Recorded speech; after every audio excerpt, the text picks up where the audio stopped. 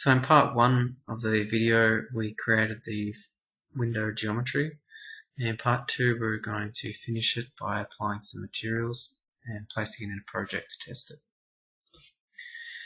So to apply the materials, I'm going to select the element in which I want to apply material to, and you'll notice here in your properties you have material. There's a little box, associate family parameter. If I click this, it will prompt us to add a parameter where we can associate this material with a parameter in our family. So I'm going to go ahead here and type in frame material.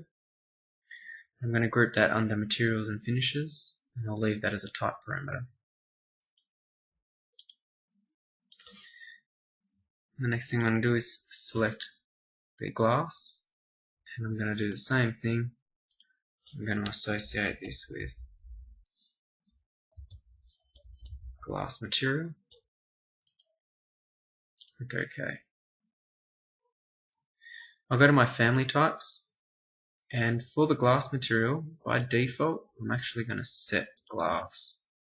So I'm just going to select that and click OK. For the frame material, I'm actually not going to apply anything. I'm just going to leave this by category. So we'll go ahead and click OK. You can see now that our window has glass in it.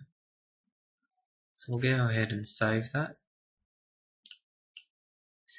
We'll start a new project.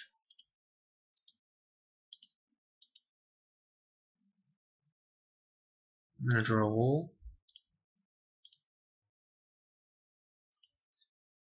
We'll put that wall in 3D. And I'm going to go to my window now, and I'm going to load this into my project.